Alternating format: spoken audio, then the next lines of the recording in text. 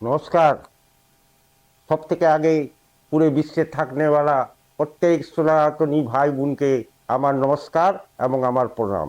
আর পুরো বিশ্বে থাকने वाला প্রত্যেক সনাতনী মহিলা এবং পুরুষকে আমার পা ছুঁয়ে প্রণাম। দেখুন, এইবার মাননীয় প্রধানমন্ত্রী যোগী পুরুষ বিশ্বের সবথেকে বড় জননেতা ভারতকে 2047-এ বিকশিত এবং আত্মনির্ভর বানাবার যে লক্ষ্য নিয়েছেন। এবার আমি বলেছিলাম না 2026 থেকেই শুরু হবে। কাল ছিল 2 আগস্ট, কালকে ছিল ফ্রেন্ডশিপ ডে, আর কালকে উনি পুরো ভারতবর্ষের যুবাকে আহ্বান করলেন এবং কালকে উনি নিজের ভাষণ দিলেন कि এবার ভারতকে नशा मुक्त युवा बनाना बहुत ही जरूरी है।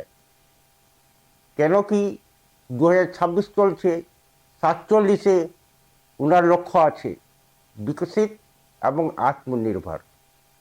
তো ব্যাপার হচ্ছে কি এবার সময় মোটামুটি 20 থেকে 21 বছর,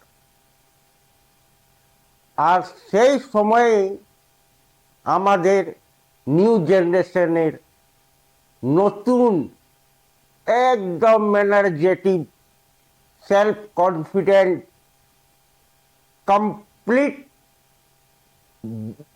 ব্রিলিয়েন্ট এবং কম্পিটেন্ট ছেলেগুলা বাজারে মানে দেশের মধ্যে নিজের নিজের ক্ষেত্রের কাজে লাগবে। আগে থেকে তো যে লেগে আছেন তারা তো লেগেই আছেন। তার জন্যে উনি বললেন কি আমাকে এবার কোনো যুবা যাতে ড্রাগস না নেয়, আরও অন্য যাবতীয় যে নেশার জিনিসপত্র আছে ওটাতে যেন না ফাঁসে, ওর জন্য কালকে উনি মিটিং করলেন।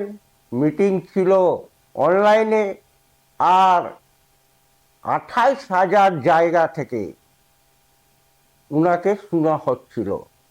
ওর মধ্যে 1 কোটি যুবক এবং যুবতী ছিলেন, আর সাথে সাথে পুরো ভারতবর্ষে কাজ করতে वाले যত আধ্যাত্মিক কেন্দ্রগুলো আছে, যেমনি ইসকন, যেমনি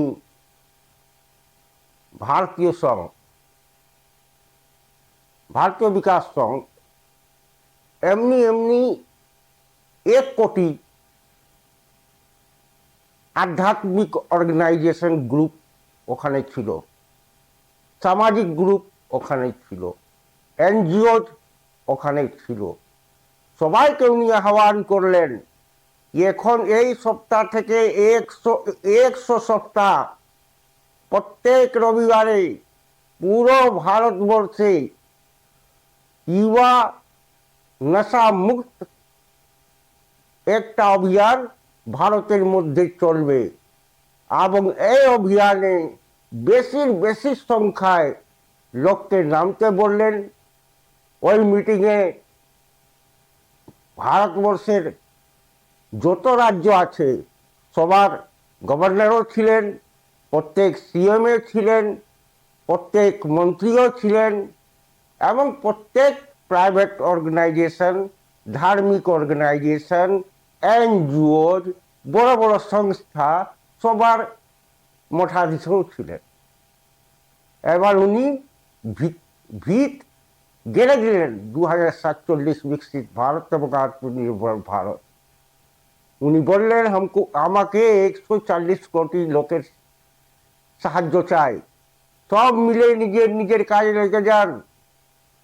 আর প্রত্যেক অভিভাবককে অনুরোধ করলেন কি আপনি নিজের ঘরের যুবক যুবতীকে, যে আপনার ছেলে বা মেয়ে, উনার দিকে সব সময় ওয়াচে রাখুন।